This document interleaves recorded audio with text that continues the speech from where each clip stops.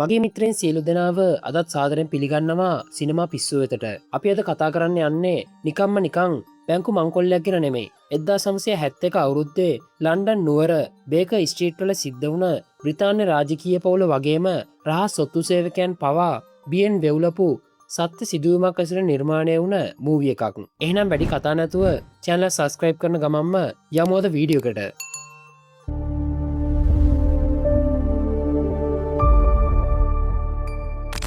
අද කතාවේ නම තමා The Bank Job. අසභ්‍ය දර්ශන සහිත රූපරාමු පෙළක්. මෙතන ආපු මිනිස්සෙක් රහසිගතවම මේ දේවල් වල පින්තූර ලබා ගන්නවා. මේ සිදුවීම පොඩ්ඩක් හොඳට මතක තියාගන්න. හරි. මේ ඉන්නේ අද කතාවේ ප්‍රධාන චරිතය. මෙයාගේ නම ටෙරි. මෙයා පොඩි වාහන සේල් එකක් පවත්වාගෙන යනවා. මෙතනට ආපු මිනිස්සු වගේක් එක පාරටම මෙතන තියෙන වාහන වලට පහර දෙන්න පටන් ගන්නවා. තමුන් අපේ ලොක්කට ගන්න තියෙන ණය මුදල ඉක්මනට ලැබෙන්න සැලසුවොත් හොඳයි. මේ මිනිස්සු දෙන්න මෙතනින් පිට වෙනවත් සමගම ටෙරිගේ යාළුවෙක් කෙනවා එයාව මුණ ගැහෙන්න. මෙයාගේ නම තමා මාටින්. ටෙරි මේ වෙලාවෙදි අහනවා ඔයා මොකද මෙතන කරන්න කියලා. මම ආවේ ඔයාට විශේෂ දෙයක් කියන්න. අද රාත්‍රී 9ට තැබෑරුමේදී මාව මුණ ගැහෙන්න. ඒත් එක්කම අපිව අරගෙන යනවා අතීතයේ සති 3කට පෙර වුණ සිදුවීමකට. මෙයාලා රජයේ රහස් පරීක්ෂක ඒකකයේ වැඩ කරන ඉහළ නිලධාරීන් වගේක්. මේ ගර්ල්ගේ නම ගේල්. අනිත් කෙනා තමයි ටිම්. ටිම් මේ ඇවිත් තියෙන්නේ විශේෂ හමුවකට. ඔය මයිකල් අබ්දුල් කියන කළු ජාතිකයාගේ පින්තූර වගේක් දීලා කියනවා එයා තමන්වම හඳුන්වන්නේ මයිකල් එක්ස් කියලා. ඔය මිනිස්සයා කළු ජාතිකයන්ගේ සහ දුප්පත් මිනිස්සුන්ගේ වීරයෙක් විදිහට පෙනී ඉඳලා කුඩු ව්‍යාපාරයක් කරගෙන යනවා. එක්තරා අවස්ථාවකදී සුදු ජාතිකයෙක් අල්ලගෙන ඔහුට වද දීලා තියෙනවා. මේ සිද්ධිය නිසා ඔහුට අවුරුදු 20ක විතර සිර දඩුවමක් නියම කරලා තිබ්බා. නමුත් ඔහු නින්දා සහගත ඡායාරූප වගේක් හෙළි කරනවා කියලා එතනින් බේරිලා තියෙනවා. ඒවා යම්කිසි රාජකීය පුද්ගලයෙකුට අයත් වෙනවා. අපි ඒවා අපේ අතට ගන්නකම් පොලිසියටවත් රජයේ නීතිඥයන්ටවත් අඩුම තරමේ අභ්‍යන්තර කටයුතු අමාත්‍යාංශයටවත් මේ වෙනුවෙන් කිසිම පියවරක් ගන්න බෑ. කතාව ආරම්භයේදීම අපිට පෙන්නුවේ අන්න ඒ සිදුවීම. කාගේ පින්තූරද ඔච්චර ප්‍රබල අවියක් විදියට පාවිච්චි කරන්නේ. ඒක අපිට කියන්න කොහෙත්ම අයිතියක් නෑ. මෙයාලට දැනගන්න පුළුවන් වෙලා තියෙනවා ඔහුට මාලිබෝන් වල ලොයිඩ්ස් බැංකුවේ ආරක්ෂිත තැන්පතු පෙට්ටියක් පවත්වාගෙන යනවා කියලා. ඉතින් මෙයාලා විශ්වාස කරනවා ඒ පෙට්ටිය තුළ තමයි ඔහු මේ පින්තූර සංගවගෙන ඉන්නේ කියලා. හොඳයි එහෙනම් මම ගිහින් ඒ ටික අරගෙන එන්නම්. ඒ වගේ දෙයකට අවසර දෙන්න පුළුවන් ඊළම තැනට විතරයි. ඒ වගේම ඒක කවදාවත් සිද්ධ වෙන දෙයක්ුත් නෙමෙයි. ඒ කියන්නේ මට සිද්ධ වෙනවා කාගේවත් නම් නොගෑවෙන විදිහට මේක සිද්ධ කරන්න. ඔව් අනිවාර්යෙන්ම. ඔයා ඉදිරිපත් කරන ඕනම යෝජනාවකට අපි එකඟ වෙනවා. ඒත් එක්කම අපිට පෙන්නනවා මාටින්ට වුණ සිදුවීමක් ගැන.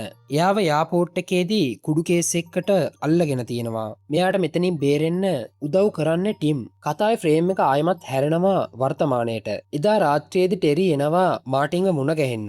මාටින් කියනවා මම ඔයා ගැන වගේම ඔයාගේ යාළුවෝ ගැනත් හොඳට දන්නවා. ඔයාලා හොයන්නේ ලොකු වැඩක්. හැම ප්‍රශ්නයකටම විසඳුමක් ලැබෙන විදිහේ මං ගාව තියෙනවා ඒ විදිහේ වැඩක්. ඒක මොන වගේ දෙයක්ද? බැංකු මංකොල්ලයක්. මට ආරක්ෂක සමාගමක කෙනෙක් එක්ක සම්බන්ධයක් තියෙනවා. එයා කියන විදිහට ලොයිඩ්ස් බැංකුවට යටින් තියෙනවා දුම්රිය මාර්ගයක්. ඒක නිසා සේප්පුවේ තියෙන දෙදරුම් සංවේදී එලාම් නිතරම ක්‍රියාත්මක වෙන්න පටන් අරන් තියෙනවා. ඒක නිසා ඒවා මේ වෙද්දි තක්‍රිය කරලායි තියෙන්නේ. මේ සතිය තුල අලුත් එලාම් පද්ධතියේ වැඩ අවසන් වෙනවා. මේ වගේ අවස්ථාවක් මිනිස්සෙකේ ජීවිතේටම ලැබෙන්නේ එක සැරේයි. ටෙරි මේ ගැන හිතලා කියන්නම් කියලා මෙතනින් පිට වෙනවා. ටෙරි යන්න කලින් නැවත එකපාරක් සැකේට වගේ හැරිලා බලනවා. එතකොට ඔහු දකිනවා මේ දෙන්නා කතා කර කර ඉන්නවා. ඒත් එක්කම අපිට පෙන්නනවා මේ ගේල් කියන නිලධාරියාව. එයා මයිකල්ගේ රහස් ඔත්තු දැනගන්න එයාගේ හොඳම යාළුවෙක් එක්ක සම්බන්ධතාවයක් ඇති කරගන්නවා. මේ කට්ටියත් ක්ලබ් එකට ඇවිත් මේ ගැන කතා කර කර ඉන්නවා. මේ අතරතුරේදී පොලිස් නිලධාරීන් දෙන්නෙක් මේ ස්ථානයට එනවා. මෙයාලා කෙලින්ම එන්නේ ක්ලබ් එකේ අයිතිකාරයව මුණ ගැහෙන්න. මේ හාදයාගේ නම ලූ වෝගල්. මෙයාට තියෙනවා සෝනියා කියලා කෙනෙක් යටතේ පවත්වාගෙන යන ගණිකා මඩමක්. මේ වෙනකොට ඒකේ මිල ඉහළ ගිහින් තියෙන්නේ. මේ නිලධාරීන් කියනවා ඉහළ යන රැල්ල හැම නැවක්ම උඩට උස්සනවා යාළුවා. මට හිතෙන්නේ අපිට ඔයාගෙන් සල්ලි ටිකක් ලැබෙන්න තියෙනවා. ඕන වෙලාවක පොලිසිය විසින් ඒ ස්ථානය වටලන්න පුළුවන්. ඊට පස්සේ ලූ විසින් ඔවුන්ට මුදල් වගේකුත් ලබා දෙනවා. මේ නිලධාරීන්ගේ රාජකාරිය තමයි පොලිසිය පැත්තෙන් සිද්ධ වෙන්න තියෙන බාධාවන් අවහිර කරන එක. මෙයාලා ගියාට පස්සේ මේ මුදල් ගනුදෙනු ඔය ලෙජයකට ඇතුළත් කරනවා. මේකත් ටිකක් හොඳට මතක තියාගන්න. මේ තියෙන්නේ සෝනියා කියන කෙනා පවත්වාගෙන යන ප්ලේස් එක. රජයේ නිලධාරීන් ඔක්කොම වගේ මේ ස්ථානයට එනවා. බලන්න දැකලා පුරුදු ඩයල් එකක් දින්නේ කියලා. සෝනියා මෙතන සිද්ධ වෙන හැම දෙයකම රහසිගතවම පින්තූර ලබා ගන්නවා. එඩීගේ වෙඩින් එකේදී ටෙරීට නැවතත් මාටින්ව මුණ ගැහෙනවා. මාටින් අහනවා ඔයාලා වැඩේට කැමතිද කියලා. ඔව් ඇත්ත වශයෙන්ම අපි වැඩේට කැමති. නමුත් මොන දෙයටත් කලින් අපිට මේ ප්ලේස් එක පොඩ්ඩක් පරීක්ෂා කරලා බලන්න ඕනේ. මං හිතන්නේ අපිටම කියලා තැම්පතු පෙට්ටියකුත් විවෘත කරන්න සිද්ධ වෙනවා. ඔයා ඒ ගැන වද වෙන්න එපා. මං දැනටමත් ඒ දේවල් සූදානම් කරලායි තියෙන්නේ. පහුවදා උදෑසනම කට්ටියම වැඩේට බහිනවා. මේ දෙන්න බැංක් එක ඉස්සරහා ඉඳන් ෆොටෝස් ලබා ගන්න අතරතුරේ අනිත් දෙන්න බැංකුව ඇතුළට ඇතුළු වෙනවා. මේ පින්තූර ලබා ගන්න එකෙන් මෙයාලා උත්සාහ කරන්නේ බැංකුවේ වටපිටාව පොඩ්ඩක් හොඳට පරීක්ෂා කරන්න. බැංකුව ඇතුළේදී මේ දෙන්නට මේ හාදයාවත් මුණ ගැහෙනවා. මාටින් මේ නිලධාරියට කියනවා එයාගේ තැම්පතු පෙට්ටිය බලන්න ඕනි කියලා. ටෙරිත් ඒ අතරේ හොඳ හොදිසියකින් තමයි ඉන්නේ. ඒ අතරතුරේදී එළි ඉන්න දෙන්නටත් මේ හාදයාව මුණ ගැහෙනවා. ඩේව් මේ වෙලාවේදී එයාව වෝගල්ට අඳුන්වලා දෙනවා. මොකද ඩේව් මෙයාගේ නිල් චිත්‍රපටියක රඟපාලා තියෙනවලු. මෙයාලා ආපු වැඩෙත් කරගෙන සේප්පුවෙන් එළියට එනවා. ඉන්පසුව දෙන්නම එනවා ඔන්න ඔය කඩකාමරය ළඟට. මේක බදු දෙන්න තියෙන ස්ථානයක්. මේකයි මෙයාලගේ සැලැස්ම වෙන්නේ. බේක වීදියේ කොනේම තමයි බැංකුව තියෙන්නේ. ඊට අල්ලපු වැටේ තියෙනවා චිකන් ඉන් කියලා ෂොප් එකක්. ඒකට පසුව තමයි මෙයාලා අර බලපු බදු දෙන ෂොප් එක තියෙන්නේ. මේ වීදිය හරහා අපිට රතගාලට කෙලින්ම ඇතුළු වෙන්න පුළුවන්. පොළොව යට තියෙන රතගාල හරහා කඩේ බිම්මාලට කෙලින්ම පිවිසෙන්න පුළුවන්. මෙයාලා ලෑස්ති වෙන්නේ ඒ ෂොප් එක මිලදී අරගෙන ඒක හරහා බැංකුවේ සේප්පුව දක්වා උමගක් හාරන්න. ඩේව් මේ වෙලාවේදී කියනවා අපි මොනවද දන්නේ උමං හාරන එක ගැන. මොකුත්ම නෑ. ඒත් මන් දන්නවා ඒ ගැන දන්න මිනිහෙක්. ඔය තමයි ඒ හාදයා. මෙයාගේ නම බැබ්සන්. මේ හැම තොරතුරක්ම මෙයාගේ ඉස්සරින් තිබ්බට පස්සේ මිනිස්සුත් වැඩේට කැමති වෙනවා. සේප්පුවට යටින් ශක්තිමත් බවෙන් වැඩි කොන්ක්‍රීට් තට්ටුවක් තියෙනවා. අපිට අවශ්‍ය වෙනවා තාප ලංසයක්, ජැක්කු මිටියක්, ජෙනරේටරයක්, විදුලි බල්බ, ලනු, ඒ වගේම කම්බි. සේප්පුවට ඇතුළු වෙන්න අපිට සිද්ධ වෙනවා අඩි 40ක් විතර යටට හාරන්න. මෙයාලට දැන් අවශ්‍ය වෙනවා එළියට පෙන්වන්න මිනිස්සෙක්ව. මොකද කඩේ කල්බද්ද අත්සන් කරලා ව්‍යාපාරයක් ගෙන යන විදිහට තමයි එයාව යොදාගන්නේ. ඊට පස්සේ ටෙරි එනවා මෙන්න මේ හාදයාව මුණ ගැහෙන්න. මෙයාගේ නම මේජර්. මෙයා හොරෙක් වගේම හොඳ රැවටිලිකාරයෙක්. මිනිස්සයත් ඉතින් එක පයින්ම වැඩේට කැමති වෙනවා. එදා රාත්‍රියේදී ටෙරි සහ එයාගේ බිරිඳ රෑ කෑමකට එළියට එනවා. මේ වෙලාවේදී ටෙරි කියනවා ඊළඟ සති දෙක තුන ඇතුළත මට රෑ වෙනකම්ම වැඩ කරන්න සිද්ධ වෙනවා. මගෙන් අහන්න එපා ඒ මොකක්ද කියලා. මං කැමති නෑ ඔයාට බොරු කියන්න. මේ හැම දෙයක්ම මං කරන්නේ අපේ පවුල වෙනුවෙන්. මං හිතන්නේ ඔයා ගිහින් ඔයාගේ නැන්දගේ ගෙදර නතර වුණොත් හොඳයි. මේ අතරේ මයිකල් එක්ස් එනවා වෝගල්ව මුණ ගැහෙන්න. මෙයා ඇවිත් තියෙන්නේ ඔහු රටින් පිට වෙනවා කියලා යන්න. පේන විදිහට මෙයාලා එකතු වෙලා තමයි මේ හැම ජාවාරමක්ම කරගෙන යන්නේ. මේ වෙලාවේදී අපිට සනාථ කරගන්න පුළුවන් වෙනවා මයිකල්ගේ පින්තූර හංගලා තියෙන්නේ අර බැංකු සේප්පුවේ කියලා. අපේ කණ්ඩායමේ සියලුම සමාජිකයන් දැන් එකම ස්ථානයකට එකතු වෙනවා. ඔවුන් මේ ප්‍රදේශය තුල තියෙන ගෑස්, විදුලි, ජල ප්‍රවාහන නලවලට අදාළ සියලුම තොරතුරු හොයා ගන්නවා. ඒක නිසා ඒ ඔක්කොම මගාරෙන්න නම් අපිට සිද්ධ වෙනවා හුඟක් යටටම හාරන්න. එදා රාත්‍රියේදී මාටින් එනවා ටිම්ම මුණ ගැහෙන්න. පහවදා කට්ටියම මේ සූදානම් වෙන්නේ වැඩේට අත ගහන්න. අපේ කට්ටිය මේ කරන වැඩ දිහා රජයේ නිලධාරීනුත් හොඳ සෙවිල්ලකින් ඉන්නේ. ඒ මොකද කියලා අපිට ඉස්සරහට බලාගන්න පුළුවන් වෙයි. මේජ මුලින්ම කඩේ ඇතුළට යනවා. ඒ අතරේ මේ කට්ටිය කඩේ බිම්මහලට ඇතුළු වෙනවා. අභ්‍යන්තර නඩත්තුවකට කියලා ෂොප් එකත් ඔය විදියට වහලා දානවා. එහෙනම් මිත්‍රවරුනේ ඒ මහා බැංකු මංකොල්ලය ආරම්භ වුණා. මෙයාලා මේ වැඩේට අත ගහන්නේ සිකුරාදා හවස. මොකද සෙනසුරාදා ඉරිදා බැංකු වහලා. එතකොට මෙයාලට සඳුදා උදේ වෙනකන් කල් තියෙනවා. කට්ටිය ඔය විදියට දිගින් දිගටම වැඩේ කරගෙන යනවා. හැබැයි මෙයාලගේ මේ සද්ද නිසා එහා පැත්තේ කඩේ බඩුමුට්ටුත් එක්ක දෙදරන්න පටන් ගන්නවා. ඒක නිසා එයාලා මේ ගැන පොලිසියට පැමිණිලි කරනවා. මෙයාලා දැන් පොළොව යටටම හාරලා තියෙන්නේ. මේ වෙලාවේදී ඩේව් එයාට මහන්සි කියලා ටිකක් එළියට යනවා. ගිහින් සෑහෙන වෙලාවකට පස්සේ තමයි ඔහු නැවත පැමිණෙන්නේ. මෙයාලත් මේ ගැන හොඳ සෙවිල්ලකින් තමයි ඉන්නේ. ඒ අතරතුරේදී මේ ස්ථානයට පොලිස් නිලධාරියෙක් එනවා. ඔහු ඇවිත් තියෙන්නේ මෙයාලා මෙච්චර රෑ වෙනකන් මොකද මේ සද්ද කරන්න කියලා බලන්න. අපි ගබඩා කාමරය ලොකු කරනවා. හරි.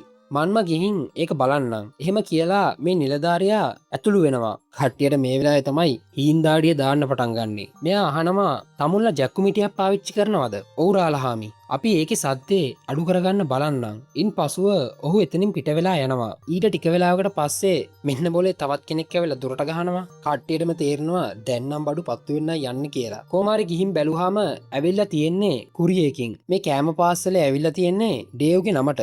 මිනිස්සයා ඉස්සෙල්ලා එළියට ගිහිල්ලා තියෙන්නේ කෑම එකක් ඕඩර් කරන්න. මේක නිසා මෙයාලා තීරණය කරනවා එළියේ වෙන දේවල් ගැන ඔත්තු බලන්න කෙනෙක්ව යොදා ගන්න. ටෙරි මෙන්න මේ ඉඩී කියන හාදයාව තමයි ඒකට පාවිච්චි කරන්නේ. මේ ගොඩනැගිල්ලේ උඩම තට්ටුවේ තනි කාමරයක් තියෙනවා. සතියකට කුලිය ගෙවලා මේකේ තියෙන දුරකථනයෙන් ඔයාට අපිව සම්බන්ධ කරගන්න පුළුවන්. මෙයාටත් වැඩේ බාර දීලා එදා රාත්‍රියේදීත් කට්ටියම වැඩ පටන් ගන්නවා. කොහොම හරි මේ වැඩේ වෙන අතරතුරේදී ටිම් මේ ස්ථානයට එනවා. එඩි ඒක වහාම කට්ටියට දැනුම් දෙනවා. අපිට තේරෙන විදිහට මාටින් දන්නවා ඒ කවුද කියලා. ඒක නිසා මාටින් පබ් එකට යනවා කියලා ඔහුව මුණ ගැහෙන්න යනවා. කොහොම හරි මෙයාලා මෙහෙම කතා කර කර ඉක්ටි ටෙරිත් මේ ස්ථානයට එනවා. ඒත් එක්කම ටිම් මෙතනින් මාරු වෙනවා. හැබැයි ටෙරීට මේ ගැන සැකයක් ඇති වෙනවා. එයා මාටින්ගෙන් අහනවා කවුද හාදයා කියලා. මම නෙමෙයි. ඔහු තමයි මාව කතාවට අල්ලගත්තේ. ඔයා මොකද මෙතන කරන්නේ? මගේ පස්සෙන් එනවද? නෑ මම ආවේ බිය එකක් ගන්න. ඒකෙන් පස්සේ ගේල් එනවා ටිම්ම මුණ ගැහෙන්න. ටිම් එයාට කියනවා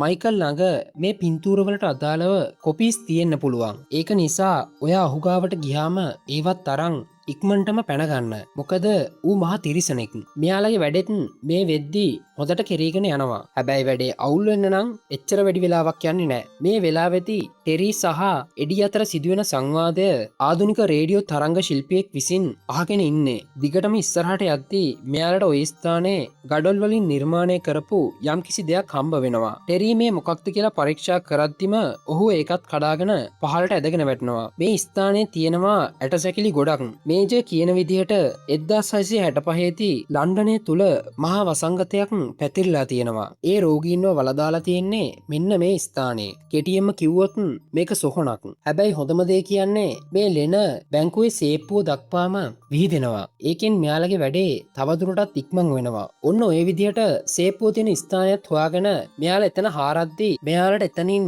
ගණකන් කොන්ක්‍රීට් තට්ටුවක් හම්බ වෙනවා. තාපල් අංශයත් රත් කරලා අරගෙන ඒක ආධාරයෙන් මේ කොන්ක්‍රීට් තට්ටුව සිදුරු කරන්න පටන් ගන්නවා. ඒ අතරතුරේදී මේ හාදයා නගරේ වෙන්න යන බැංකු මංකොල්ලය ගැන පොලිස් නිලධාරීන්ව දැනුවත් කරනවා. ඒ අතරේ මේ කට්ටිය කොන්ක්‍රීට් එකත් සිදුරු කරලා ওই නිමක ආධාරයෙන් සේප්පුව තුළට ඇතුළු වෙනවා. ටෙරි මේ වෙලාවේදී කියනවා අපි ටිකක් විවේක අරගෙන සේප්පුවට ඇතුළු වෙමු. මොකද සේප්පුව දුමින් වැහිලා තියෙන්නේ. මෙයාලා සේප්පුවට ඇතුළු වුණා කියලා එඩිවත් දැනුවත් කරනවා. මෙයාලගේ මේ කතාබහ පොලිස් නිලධාරීනුත් අහගෙනයි ඉන්නේ. මේ නිලධාරියා අහනවා මේ සංඥා කොච්චරක් දුරට ශක්තිමත්ද කියලා. මම හිතන විදිහට සැතපුම් 10ක විතර දුරින්. නමුත් මේ ප්‍රදේශය තුල බැංකු විශාල සංඛ්‍යාවක් තියෙනවා. මේ කට්ටිය මෙහෙම විවේක ගන්න අතරේ මාටින් හොර රහසේම සේප්පුවට ඇතුළු වෙනවා. එයා එන්නේ ඔන්න ඔය 118 කියන ලොක එක ගාවට.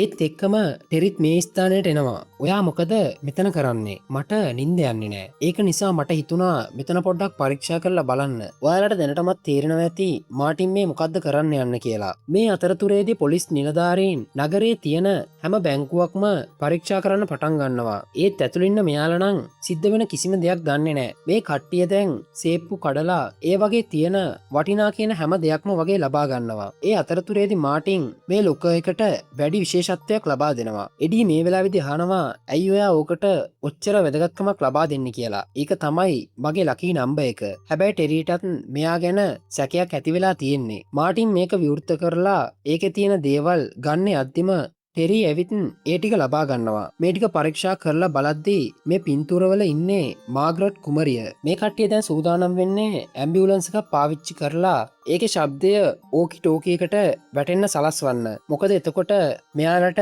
මංකොල්ලේ සිද්ධ වන ස්ථානය හරියටම හොයාගන්න පුළුවන් වෙනවා. ඇතුලේ වැඩෙත් හොඳට කෙරීගෙන යද්දිම පොලිස් නිලධාරීන් වගේක් මේ බැංකුවත් පරීක්ෂා කරන්න ඒක තුලට ඇතුළු වෙනවා. එඩි වහාම ඇතුළේ ඉන්න කට්ටියට අනතුරු අගවීමක් ලබා දෙනවා. මේක ඇහුවම් තමයි කට්ටියටම තරු විසි වෙන්න පටන් ගන්නේ. කට්ටියම ඔය විදිහට කිසිම සද්දයක් නොකර මොකද වෙන්නේ කියලා බලාගෙන ඉන්නවා. මේ නිලධාරීනුත් සේප්පුව ගාවටම එනවා. අපිට සේප්පුව චෙක් කරන්න ඕනේ. මං හිතන්නේ මේක ඇතුළේ කිසිම ප්‍රශ්නයක් නෑ වගේ. ඔයාට මේක පරීක්ෂා කරන්න ඕන නම් හෙට උදේ තමයි ඔයාට ඒක කරන්න වෙන්නේ. එහෙම කියලා මේ කට්ටියත් මෙතනින් පිට වෙනවා. ඉක්මනින්ම ක්‍රියාත්මක වුණ කණ්ඩායම එයාලා ලබාගත්ත දේවලුත් අරගෙන ඉක්මනටම මෙතනින් පැන ගන්නයි මේ හදන්නේ. නමුත් එඩීගේ අතින් ඕකිටෝකි එක මෙතනින් පල්ලෙහාට වැටෙනවා. ඒත් සමගම තමා මේ ස්ථානයට ඇම්බියුලන්ස් එකත් එන්නේ. වාසනාවට වගේ ඒකත් සිද්ධ වුණේ මෙයාලගෙම හොඳට. අපේ කට්ටියගේ වෙලාව නම් හොඳයි වගේ. කට්ටියම දැන් මේ ටිකත් අරගෙන මෙතනින් පැන ගන්න ගමන් ඉන්නේ. මෙයාලගේ වාහනේ වහාම මෙතනින් පිට වෙනවා. මේ එළියේ ඉන්න නිලධාරීනුත් එයාලගේ පස්සෙන් ගිහිල්ලා එයාලව අල්ල ගන්නවා. දොරවලුත් ඇරලා බැලුවාම කවුරුත් නෑනේ. ටෙරි වෑන් එක මාරු කරලා ආරක්ෂිත පියවරක් විදියට.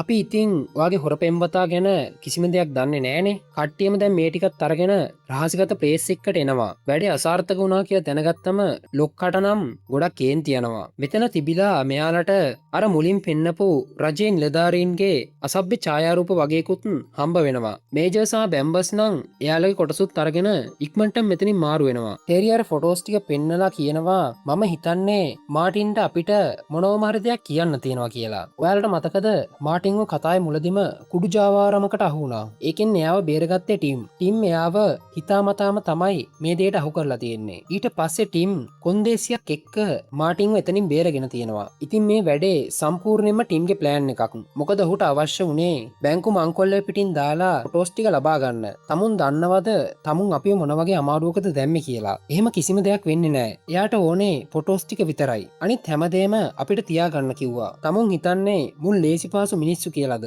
මෙයාලා පොලිසියටත් වඩා උඩිනෝ ඉන්නේ. පොලිසියට හිතන්නවත් බැරි දේවල් තමයි මෙයාලා කරන්නේ. උන් දැනගත්තාම අපි මේ පින්තූර දැක්කා කියලා උන් අනිවාර්යෙන්ම අපිව ඉවරයක් කරයි. මේ දෙයට බය වුණ ඩේව් පුළුවන් තරම් ඉක්මනින් මෙතනින් පැන ගන්නවා. පහවදා උදේ වෙද්දී මේ සිද්ධිය උණු උණුවේම නගරය පුරාම පැතිරෙනවා. මෙතන අඩුම තරමේ ඩොලර් මිලියන 3ක 4කවත් බංකොල්ලයක් සිද්ධ වෙලා තියෙනවලු. මේ වෙලාවේදී මාටින් ටිම්ට කෝල් කරනවා. මං හිතන්නේ ඔයාට අවශ්‍ය දෙයක් අපි ගාව තියෙනවා. ඔව් අනිවාර්යෙන්ම.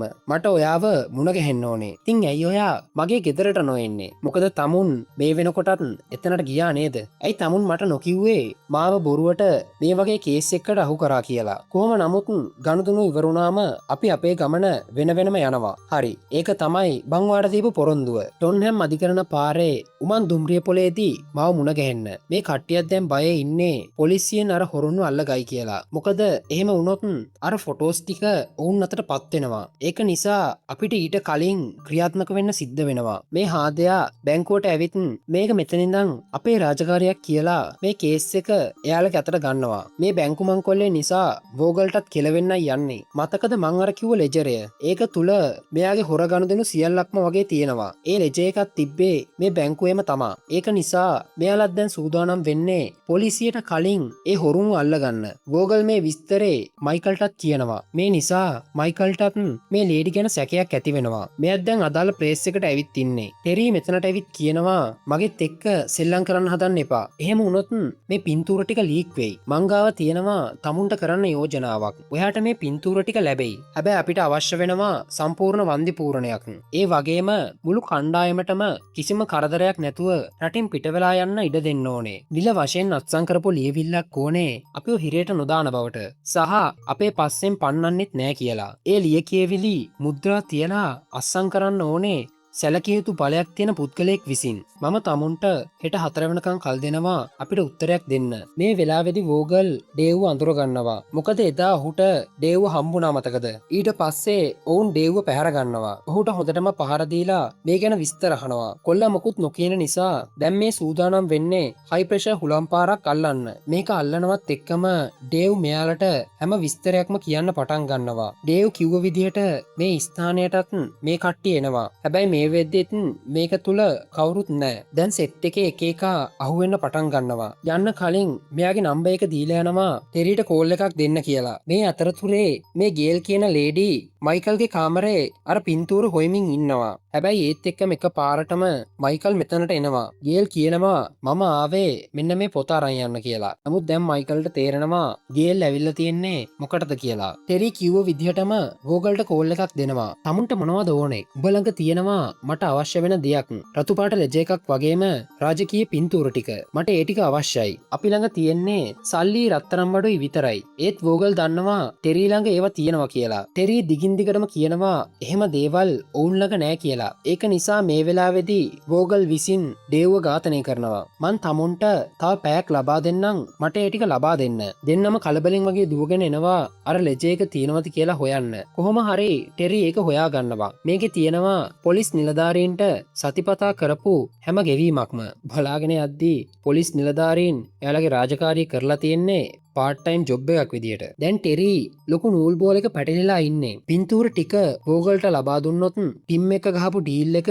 අහෝසි වෙනවා. ඒ ටික ටිම්ට දුන්නොත් එඩීගේ බෙල්ල ගහලා යනවා. මොන පැත්තෙන් බැලුවත් මේ කට්ටියට ගැලවීමක් නැහැ. මේ වෙලාවේදී ටෙරිට හොඳ අදහසක් එනවා. ටෙරි නැවතත් වෝගල්ට කතා කරලා කියනවා "ඔබට ඕන්නම් ඕකව මරලා දාපන්. මරලා බලපන්කෝ අපිට අමාරුද කියලා. එහෙම වුණොත් ඔබට පුළුවන් උබේ ලෙජ එකයි පින්තූර ටිකයි ස්කොට්ලන්ඩ් යාඩ් එකෙන් ලබා ගන්න. ඒක තමයි ලන්ඩන් වල විශාලතම පත්තර මුද්‍රණය කරන ස්ථානය. ඒක කරන්න හිතන්නවත් එපා. ඔබට ඒ දේවල් නැවත අවශ්‍ය නම් හෙට උදේ 11ට පැඩින්ටන් දුම්රිය පොළට තනියම වරෙන් පළවෙනි වේදිකාවේ සොල්දාදු පිළිමය ළඟට. හැබැයි එඩීට හීරීමක්වත් වෙලා තියෙන්න බෑ. ටෙරි නැවත එනවා ටිම්ම මුණ ගැහෙන්න.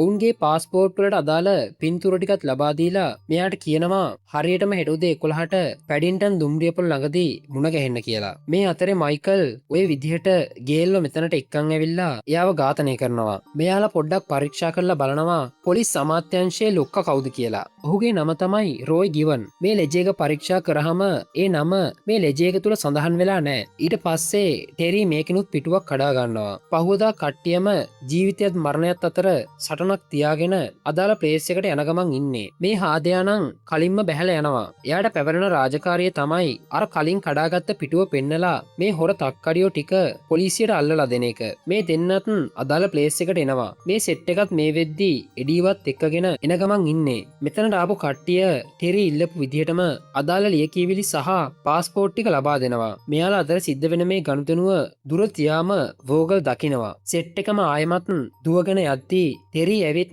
මේ නාකියාගේ බෙල්ලෙන්ම අල්ල ගන්නවා. ඊට පස්සේ ඔහුටත් පහර දීලා මෙතන ඉන්න උගේ ගෝලයන්ටත් පහර දෙනවා. නමුත් මෙතන හිටිය එකෙක් ඔය විදිහට ටෙරිට වෙඩි තියන්න පටන් ගන්නවා. ඔතනින් ඔය විදිහට ගඩලකුත් ගලවලා ගන්න ටෙරි ඔන්න ඔය විදිහට උටත් පහර දීලා ඌව ඉවරයක් කරනවා. ඒත් එක්කම පොලිස් නිලධාරීන් ඇවිත් මෙයාලා කට් මංකොල්ලයට අදාළව සැකපිට අත්අඩංගුවට ගන්නවා. කේව්ට පැවරුණ වැඩෙත් අසාර්ථක වෙලා. දැන් ඉතින් කට්ටියටම එකටම හිරවත් කන්න පුළුවන් වෙයි. ටික වෙලාවකින් මේ කට්ටියත් මෙතනට එනවා. පින්දි කීම නිසා මේ කට්ටියව මෙතනින් නිදහස් කරනවා. ඒ මොකද කියනවා නම් මතකනේ ටෙරි ටිම් එක්ක ගහපු ඩීල් එක.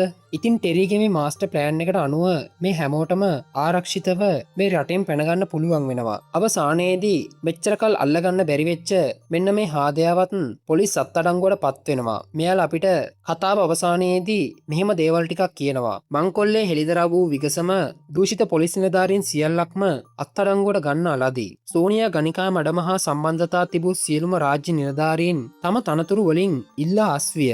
ගේල් බෙන්සන් ඝාතනය කිරීමේ වරදට මයිකල්ව එල්ලා මරණ ලදී. ඉතින් මිත්‍රවරුනි ඔන්න ඔය විදිහට තමයි සත්‍ය සිදුවීමක් ඇසුරෙන් නිර්මාණය වෙච්ච මේ මූවි එක අවසන් වෙන්නේ. ඉතින් ඔයාලා අද කතාව ගැන මොකද හිතන්නේ? වීඩියෝ එක හොඳයි නම් ඒකට ලයික් එකක් දාන්න සහ අපේ channel එක subscribe කරන්න අමතක කරන්න එපා. එහෙනම් තවත් මේ වගේ අලුත් වීඩියෝ එකකින් හමු වෙනකන් අපි මේ වෙලාවේදී සමු ගන්නවා. එහෙනම් ඔයාලා සියලුම දෙනාට ජය.